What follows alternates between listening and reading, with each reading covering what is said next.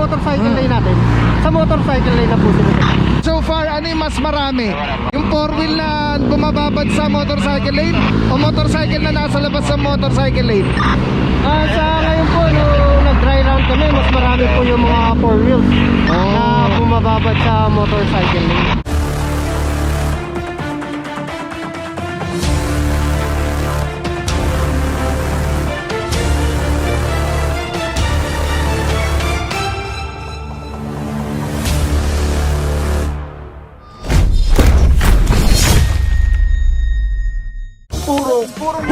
Purong pagmamahal. What is up guys? Pao puro pagawal. Mga puro day 2 ng dry run ng motorcycle lane exclusivity dito sa Commonwealth Avenue. At tignan natin kung anong sitwasyon ngayon, kung anong mga bago, kung kasi dry run meaning ano yan eh, chine-check natin kung ano yung mga adjustments na kailangan gawin. Pinag-aaralan kung paano ba yung sistema magiging mag-work ng mas effective. So ito, tatakin muna natin, U-turn tayo na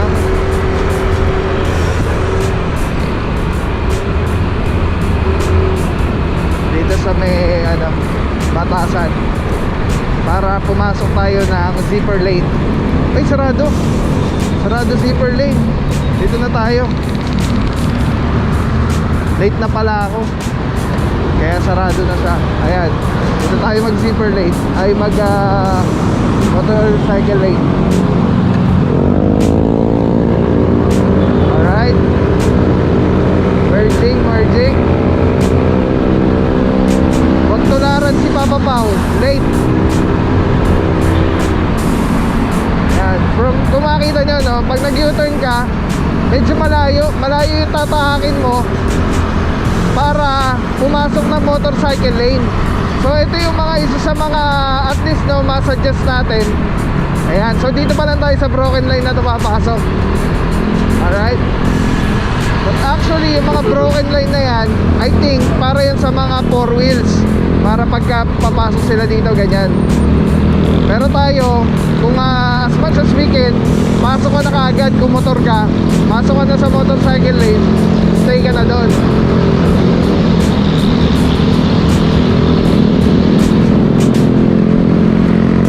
Dito walang motorcycle lane pa dito, no, sa area na to. Yan kasi yung lumang motorcycle lane po yan eh. And sakto dito para makita natin yung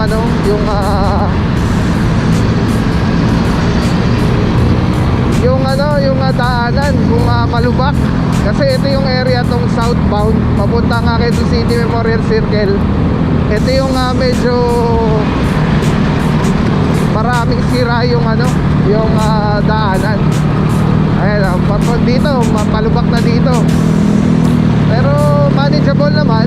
Pero syempre pagka sa motor, ramdam na po yan. Katulad na ito, ayan, nag-iisa siya. Ay din, doon, dami pa. Andito siya, ang dami namang space doon sa may 4 wheel. Pero nandito siya sa motorcycle lane. Di ba? Ganyan o. Pumuntangi na lang yata siya nasa MC lane eh oh. Kasi ito naman mga MC iba, ayan o, naka-Ironman pa yung helmet ni Bossing. Naka-Boss Ironman sticker. Nasa labas naman sila ng motorcycle lane.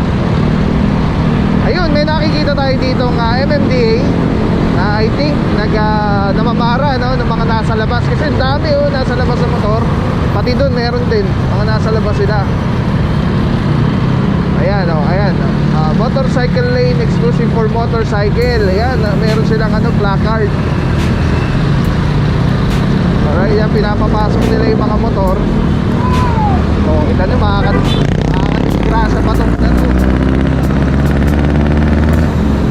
teka po. Ito mga puro, ito na yung rough, medyo rough yung daanan dun sa area na yon.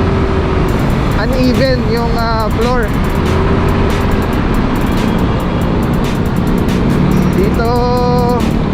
Dito tayo sa baba. Ayan, para pantay. Alright, motorcycle lane. So meron sa comments na ang sinisitalan daw yung mga motor. So far, yun din yung napapansin natin. Yung nasa loob, hindi natin nakita eh. Kung pinalabas ng motorcycle lane yung yung coaching na buta na, ayun, nandun na lahat ng motor, nakaano na sila, nakalabas na ulit sila sa MC lane. Kasi to broken line na to, para pagka mag-u-turn ka ng pag mag-u-turn ka ng Tantansora, yan, kaya ka lalabas dyan. Pero tingnan nyo hindi yan magsisipag U-turn, nandyan lang talaga yung mga yan. See? Diba? Hindi naman sila nagsipag U-turn, pero mga nakakalat dun sa labas. Dito, broken lane. Pwede na tayong gumala. Sana, no? We're hoping na ito yung inaantay ng mga riders eh. Sana sumunod tayong lahat. Diba? Kasi magre-request tayo ng exclusive ganyan, pero tayo din naman makapasaway din, di ba? Alright, pagdating dito may broken lanes na ulit ng mga MC lane. Pasok tayo.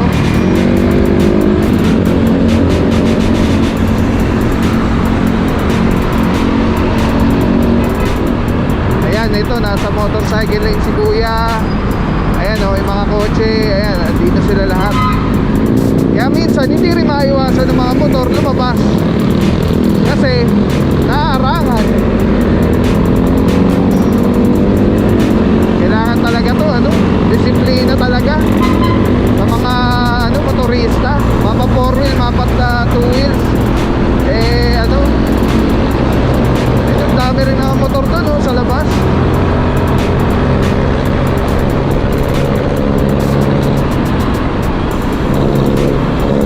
Dapat dito pa lang sila lalabas. Pag i-U-turn sila dito.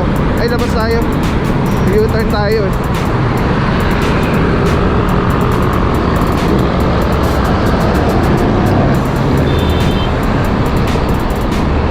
Ayan. Pag i-U-turn ka, labas ka na doon. Laging ka lang, yung pag malapit ka na sa pupuntahan mo, kung meron kang lilikuan, lumabas ka na dun sa pinakamalapit before ka ta-turn ng ng direction ng ruta tayo. Yan.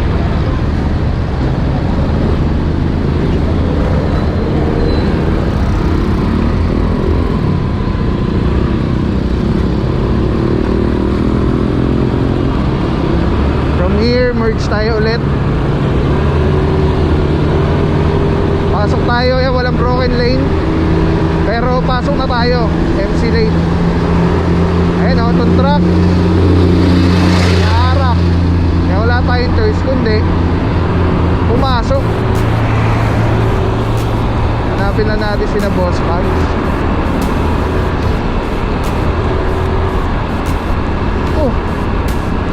Meron pa rin zipper lane sa Tantansora. Asa sila boss? Andito daw sila eh. Ito yata.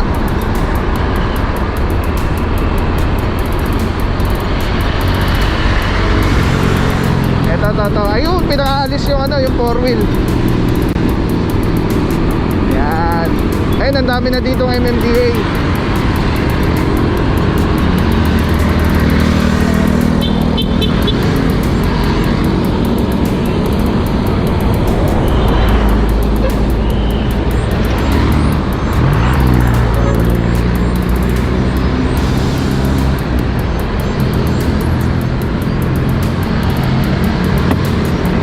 So dito makikita natin mga puro nandito na yung mga officers natin.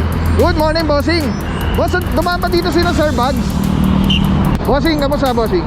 Ikaw na lang interviewin ko, boss. Okay mga puro, so dito nga tayo nakita natin na yung tropa ng MMDA, TTMD, dito naka-deploy sa area na to. At makita nyo, pati yung 4-wheel pinalalabas.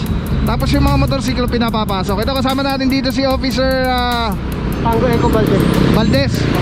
Officer Valdez, yan. Officer Valdez, good morning. Saludo, TTMD, mabuhay mga boss. Bossing, kamusta naman yung sitwasyon natin dito sa area with regards sa motorcycle lane na exclusive na para sa mga motorsiklo? Sir, sa ngayon po, ini-implement pa lang po yung dry run natin na yung motorcycle lane is for motorcycle lang. Yung mga nasisita po natin sa ngayon is para lang po pagsabihan sila, hindi pa naman po sila tinitikitan. Para lang po pagsabihan na exclusive na po yung motorcycle natin. Pwede po sila pumasok pero hindi po sila pwede magbabas. Pero po sila kumbaga ano lang, dumaan lang po sa motorcycle. Alright. Yung mga motorista naman po natin, sana po makinig rin po sila na ang lawak naman po na motorcycle lane natin. Sa motorcycle lane na po sila. Para iwas din sila. Alright, bossing, so far, ano yung mas marami? Yung 4-wheel na bumababad sa motorcycle lane o motorcycle na nasa labas sa motorcycle lane? Sa ngayon po, nung nag-dry round kami, mas marami po yung mga 4 wheels na bumababad sa motorcycle lane. Alright. So far, nga, no, nakita natin lahat ng motor nandun talaga sa MC lane. So good job naman. Okay, thank you so much, bossing. Saludo mga boss. God bless Maraming po. salamat rin po. Alright. Yan mga puro, punta lang tayo dito sa mga tropa ng MMDA. Makakita tayo ng ginagawa nila pag pinaalis yung mga mga 4-wheel. Dito MMDA, Officer Encinas.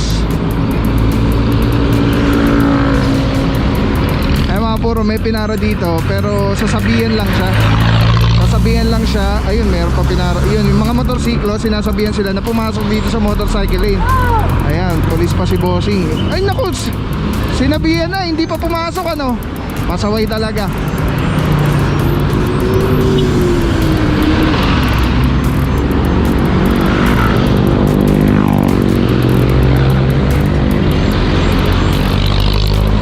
May 4-wheel na naman nasa motorcycle lane, kailangan lumabas siya.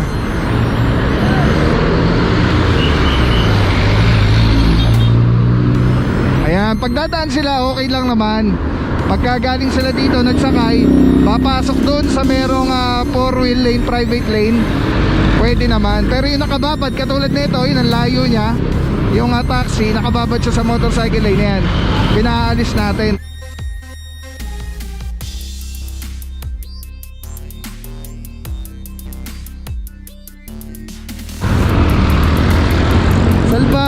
Salbahe oh. Gumanon lang nagpogi sign. Ang taxi driver. Sinabihan na eh. Wala tayo dito banda kay bossing.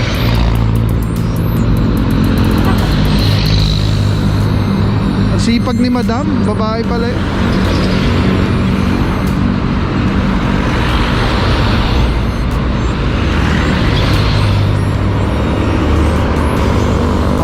Puro mas marami yung 4-wheel na nasa loob ng MC lane kaysa riders na nasa labas. Good morning, bossing. MMDA, mabuhay kayo mga bossing. Saludo mga bossing. Boss, kamusta naman sitwasyon natin dito sa dry run ng MC lane, boss? Okay naman sir, medyo mayroon pa rin hindi po nakakalam. Yung iba po na alam naman nila.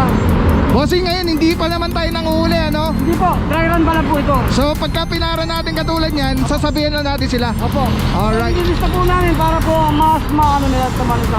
Alright, thank you so much po, sir, Sige po. sir bossing, saludo.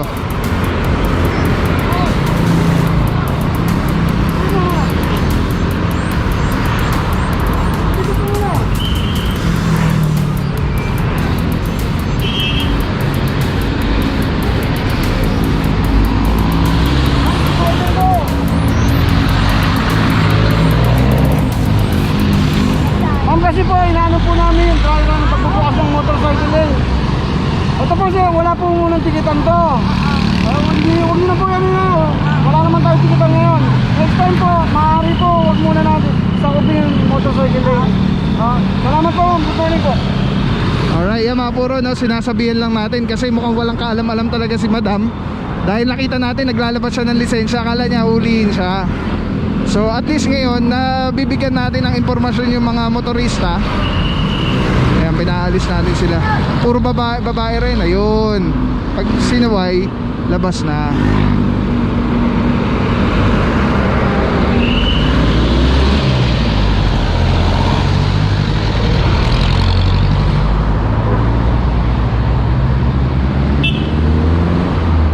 Alright mga puro, yan na muna sa ngayon, Friday, March 10, 2023.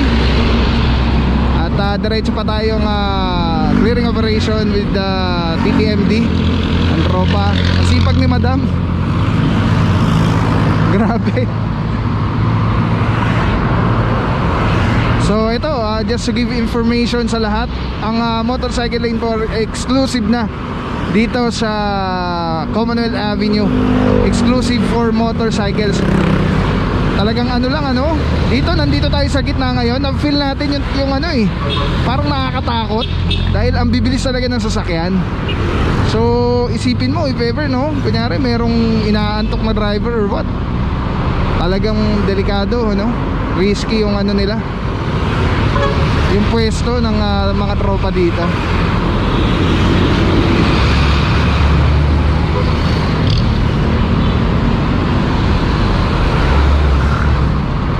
Pinaka the best talaga nakikita natin dito mga puro, NCAP ang kapartner na itong motorcycle lane. Pasok, yan. Alright, yun na muna mga puro. Let's go guys, puro magamahal. Alright guys, grabe, Telesim Philippines #1. Mura na quality pa. Ito po yung gamit natin sa ating motovlogging. Ang ganda niyan guys, sobrang ergonomic yan. Komportable, ang ganda pa. Very slick lang yan. Angas. Maraming salamat sa'yo. Walang papapaw. So thank you so much sa walang sa akong support, tiwala. Wala akong masabi kundi thank you so much. Thank you sa Panginoon at ingat kayo palagi. Again, kung wala akong papapaw. So thank you so much. God bless you. Purong pagmamahal. Thank you so much. God bless.